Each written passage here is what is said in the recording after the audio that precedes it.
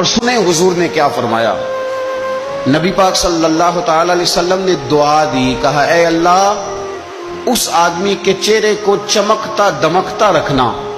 کیا دعا ہے، اور دی اس محبوب نے ہے کہ جو جب دعا کرتے تھے تو اعلیٰ حضرت بریلوی فرماتے ہیں قبولیت نیچے آ جایا کرتی۔ حضور نے دعا دی، کہا اے اللہ اس آدمی کے چہرے کو چمکتا دمکتا رکھنا جو میری حدیثیں یاد کرتا ہے اور پھر آگے بیان کرتا ہے۔ اس کے چہرے کو چمکتا دمکتا رکھنا، یہ رسول پاک صلی اللہ تعالی علیہ وسلم نے دعا دی۔ میرے عزیز، امام بخاری رحمۃ اللہ علیہ کے ایک شاگرد تھے محمد بن عباس، وہ کہتے ہیں مجھے امام بخاری نا حدیثیں لکھوایا کرتے تھے اور میں حدیثیں لکھا کرتا تھا۔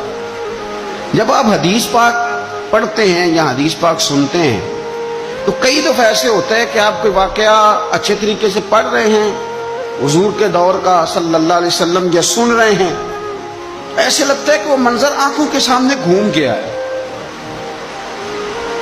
تو امام بخاری رحمۃ اللہ تعالی علیہ اپنے شاگرد کو حدیثیں لکھوا رہے تھے تو ایک خاص حدیث پاک کے لحاظ سے آپ نے فلسفہ بیان کیا۔ انہیں چونکہ حدیث پاک کے مشن سے پیار بڑا تھا امام بخاری کو، فرماتے ہیں 500 دینار میری ماہانہ آمدن ہے، میں ساری نبی پاک کے دین کے طالب علموں پہ خرچ کر دیتا ہوں۔ یہ مشن سے پیار ہے۔ تو امام بخاری رحمۃ اللہ تعالی علیہ کے شاگرد محمد بن عباس فرماتے میں حدیثیں لکھ رہا تھا تو انسان تھک جاتا ہے، کہتے میں لکھتے لکھتے لکھتے لکھتے امام صاحب چونکہ لکھواتے جا رہے تھے تو میں تھک گیا۔ تو امام بخاری رحمۃ اللہ تعالی علیہ نے جب محسوس کیا نا کہ میں کوئی سست ہو گیا ہوں، تھک گیا ہوں، تو فرمانے لگے مجھ سے کہ جو کھیل کود والے لوگ ہیں نا، شاگرد سے کہتے ہیں جو کھیل کود والے لوگ ہیں وہ کھیل کود میں خوش رہتے ہیں، جو تاجر ہیں وہ تجارت میں خوش رہتے ہیں، جو سیاحت کے شوقین ہیں وہ گھومنے پھرنے میں خوش رہتے ہیں۔ فرمایا تو کتنا خوش نصیب ہے کہ جب سے تو بیٹھا ہے یا نبی پاک علیہ السلام کے ساتھ بیٹھا ہوا ہے یا حضور کے صحابہ کے ساتھ بیٹھا ہوا ہے۔